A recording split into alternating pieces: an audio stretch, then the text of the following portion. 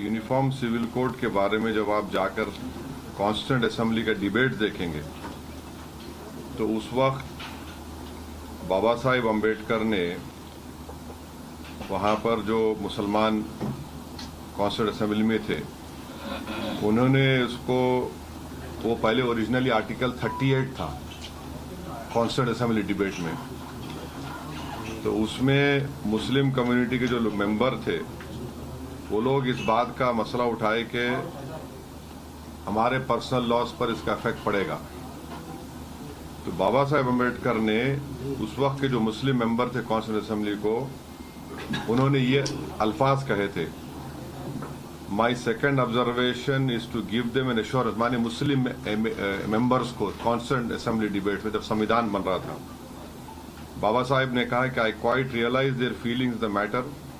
but I think they have read rather too much into Article 35, which merely proposes that the state shall endeavor to secure a civil code for the citizens of the country. It does not say that after the code is framed, the state shall enforce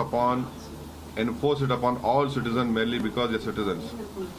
It is perfectly possible that a future parliament may make a provision by making of a beginning that the code shall apply only to those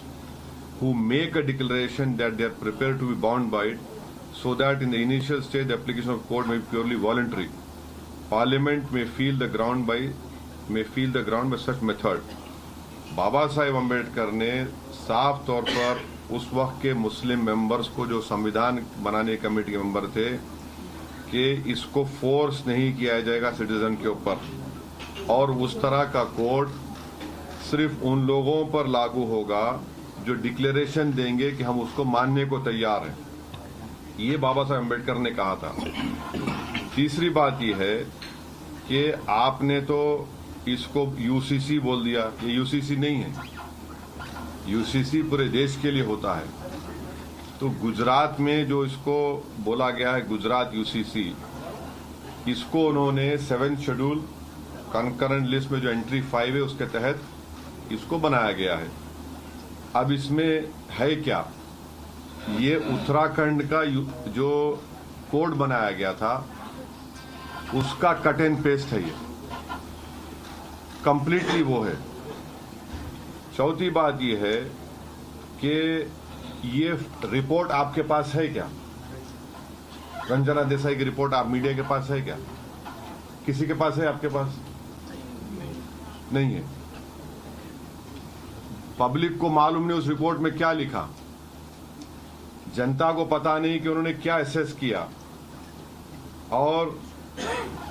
उन्होंने report सरकार को दे दी और सरकार ने assembly में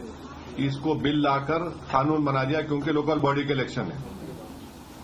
जब report ही किसी के हाथ में नहीं है, उन्होंने क्या फाइंडिंग्स दिए, कैसा दिया, उसका कोई जिक्र नहीं है।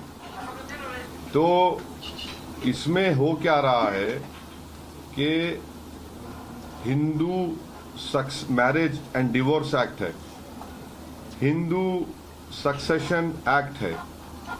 उसको पूरा लागू कर दिया आपने गुजरात के हर समुदाय के ऊपर सिवाय